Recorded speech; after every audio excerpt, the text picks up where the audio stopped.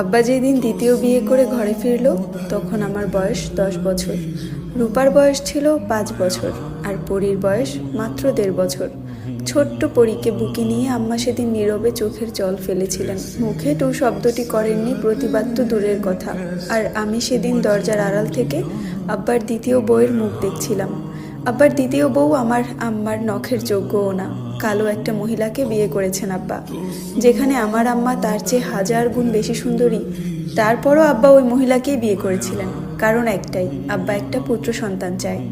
না হলে তার এত সম্পত্তি কে দেখবে, তার জমিদারি কে সামলাবে? যেদিন পরীর জন্ম হলো সেই দিন আব্বা বাড়িতে ফেরেনি, কিন্তু তার কাছে ঠিকই খবর পৌঁছেছিল যে তার মেয়ে হয়েছে। সেই জন্য আব্বা রাগ করে বাড়িতে আসেনি। তার ঠিক 2 দিন পর আব্বা বাড়িতে এসেছিল, কিন্তু কারোর সাথে কোনো কথা বলেনি। পরপর 3টা মেয়ে জন্ম দেওয়ার জন্য আম্মাকে অনেক কথা শোনায় দাদি। আম্মা নাকি ছেলে জন্ম দিতে পারবে না।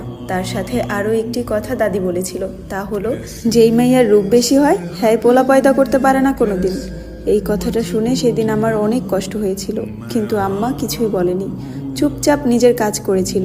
পরীকে কোলে রাখতো রূপা, আর আমি স্কুল থেকে ফিরে এসে পরীকে কোলে নিতাম। ও যখন ছোট ছোট হাত পাগুলো নাড়াতো তখন আমার খুব ভালো লাগতো। আম্মা বলে আমার আর রূপার থেকেও পরী বেশি সুন্দর। গালে একটু ছোঁয়া পড়তেই ওর গাল দুটো লাল হয়ে যেত, মনে হতো রক্ত জমাট বেঁধে গেছে। সেই ভয়ে পরীকে বেশি কোলে নিতাম না, পরে যদি ব্যথা পায়। কিন্তু রূপা ছোট্ট পরীকে কোলে নেওয়ার জন্য সব সময় আকুপাকু করতো। পরীকে কোলে নিয়ে বারান্দায় দোয়ারে বসে বৃষ্টি দেখতো, আর আমি তার পাশে মোড়া পেতে বই নিয়ে বসে থাকতাম। পরীর যখন ছোট্ট ছোট্ট পা ফেলে হাঁটতো তখন দেখতে বেশ লাগতো, ঠিক মোমের পুতুলের মতো। আমাদের দ্বিতীয় আম্মাকে দেখে আমি মুখ ফিরিয়ে নিই, কিন্তু রূপা আর পরী তো বোঝে না, ছোট তো। ওরা দুজনেই ওই মহিলার আশেপাশে ঘুরঘুর করতো। পরীকে যখন উনি কোলে নিত আমি দৌড়ে গিয়ে ওনার কোল থেকে ছিনিয়ে আনতাম পরীকে। কিছু না বললেও মনে মনে কষ্ট পেতেন উনি, এতে আমি খুব খুশি হতাম। তবে সবচেয়ে বেশি খুশি হয়েছি যখন ওই মহিলারও একটা মেয়ে হয়, কিন্তু দুর্ভাগ্যবশত ওনার মেয়েটা মারা যায়। এরপর আরও একটি মেয়ে জন্ম দেয়, কিন্তু সেটাও মারা যায়। তারপর যখন আর পড়তে পারলো না পরী, তার আগেই ডাক পড়ল আবেরজান বেগমের। সাথে সাথে বিষাদের ছায়া নেমে এলো পরীর মুখে। সবে মাত্র খাতাটা খুলে পড়তে বসেছিল সে, একটু পড়তে না পড়তেই ডাকাডাকি শুরু হয়ে গেছে। চোখ মুখ কুঁচকে সে পড়ার টেবিল থেকে উঠে দাঁড়ালো, শব্দ করে ঠেলে চেয়ারটা কিঞ্চিত দূরে সরিয়ে দিল। সিমেন্টের মলাটে আবরিত খাতাটা বন্ধ করে সযত্নে বইয়ের ভাঁজে রেখে দিয়ে ছুটল দাদির ঘরে, যেখানে যেতেই চোখ গেল পালঙ্কের উপর বসে থাকা আবেরজান বেগমের দিকে। বিছানায় গায়ে লিয়ে দিয়ে শুয়ে আছেন তিনি। পরী বড় বড় পা ফেলে এগিয়ে গেল, পালঙ্কের হাতল ধরে জোর গলায় বলে উঠল, কি হইছে? আবেরজান ঘাড় ঘুরিয়ে পরীর দিকে তাকালো, তারপর বললেন, মাইয়া মানুষ এত ধূপধাপ শব্দ করে হাঁটস কেন? আস্তে হাঁটতে পারস না? দাদির জ্ঞানমূলক কথাবার্তা কোনো কালেই পরীর পছন্দ নয়।